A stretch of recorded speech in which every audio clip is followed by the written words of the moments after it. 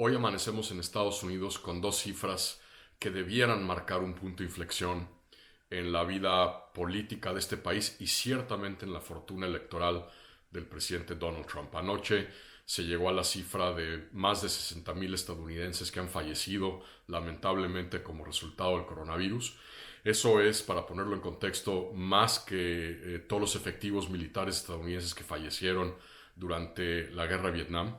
Y también llegamos a los más de 30 millones de estadounidenses desempleados que se han registrado para beneficios de desempleo en las últimas 6 semanas. Estas dos cifras combinadas, que son demoledoras, debieran haber causado un colapso generalizado y brutal en las encuestas de aprobación y de percepciones de favorabilidad del presidente Trump. No ha ocurrido, si bien efectivamente esas encuestas han bajado, al grado que incluso en estos días el equipo del presidente Trump en la Casa Blanca empezó a apretar los botones rojos de alarma con respecto a las tendencias que se están detectando, sobre todo en algunos de los estados clave, bisagra, que determinarán la elección presidencial estadounidense en el colegio electoral. El hecho es que no hay una correlación directa entre lo mucho que ha caído el presidente y donde debiera estar con estas dos cifras que son brutales. Y más allá de la correlación entre datos y encuestas, lo que creo que esto subraya es el peligro que conlleva para quienes buscan derrotar a Donald Trump en noviembre de este año para la candidatura del ex vicepresidente Joe Biden. Pensar que Donald Trump es una anomalía y no un síntoma de algo mucho más profundo en la vida política cívica de este país. Es quizá un momento de involución, de cambio, de los más importantes que me ha tocado ver y estudiar en la historia de este país. Creo que habla de un contrato social que está roto, de una polarización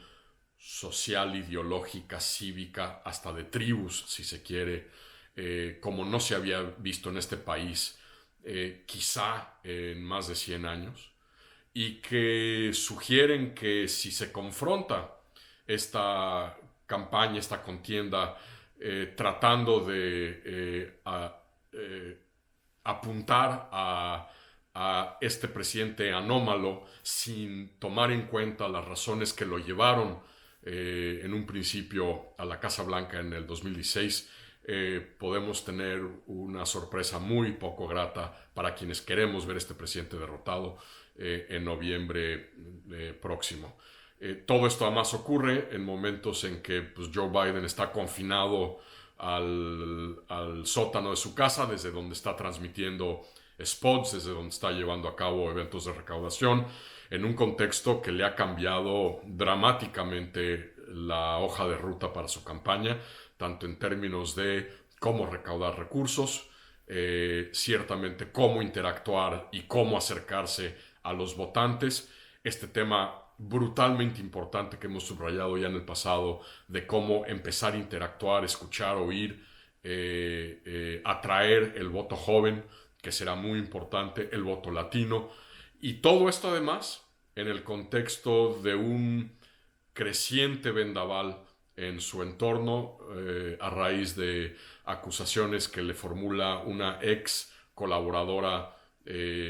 durante sus años en el Senado en los 90 de que la habría acosado sexualmente. Si bien varios periódicos, Washington Post, New York Times, la agencia AP, han investigado este tema y han subrayado que no pareciera haber motivos para sustentar la acusación que se ha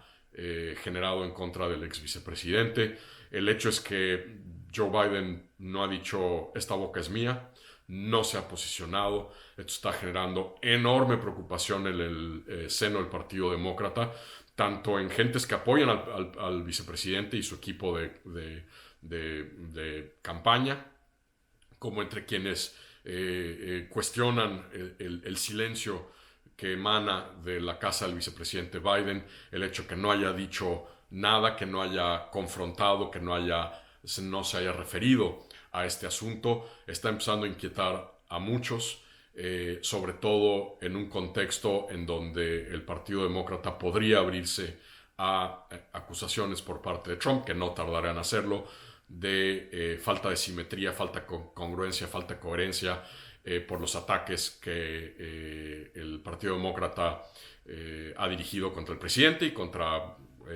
candidatos a la Suprema Corte del presidente en este asunto, y la manera en la que están ellos confrontando este problema creciente para el vicepresidente. Entonces vienen momentos de recalibrar, de momentos de decisiones estratégicas y tácticas muy importantes, en un contexto nacional que solo se vuelve más gris, con estas cifras de desempleo y de fallecimientos, con gobiernos estatales que han empezado a reabrir centros de trabajo, restaurantes, lugares públicos, y con las advertencias de las autoridades sanitarias de este país de que esto podría generar un rebrote quizá incluso más complicado, más peligroso, entrado el otoño o incluso a mediados del verano, con lo cual pues esto todo podría complicarse. Es evidente que si estas tendencias se siguen acentuando y sigue escalando el número de muertes y sigue escalando las muestras y las señales claras de una gran recesión económica en Estados Unidos, que esto tendría en cualquier manual de campaña electoral tendría que tener un impacto negativo para el presidente Trump. Repito, su equipo ya está inquieto, incluso hay muchos legisladores republicanos, sobre todo en el Senado, que están preocupados de que todo esto puede, eso sí, cobrarle al Partido Republicano la mayoría en el Senado estadounidense, un recinto que es fundamental para cualquiera de los dos escenarios a partir de noviembre. Si los demócratas ganan, van a requerir control en el Senado para poder empezar a revertir todos los efectos y las secuelas de estos 4 años de trumpismo, y si los republicanos se reeligen, el control de esa Cámara pues va a ser fundamental para poder seguir empujando estas políticas como escorar la Suprema Corte a la derecha, los nombramientos en el Poder Judicial afines a la plataforma ideológica y política del Partido Republicano. Así que en estos próximos días y semanas habrá que seguir muy de cerca estas 3 o 4 vertientes que he compartido con ustedes hoy.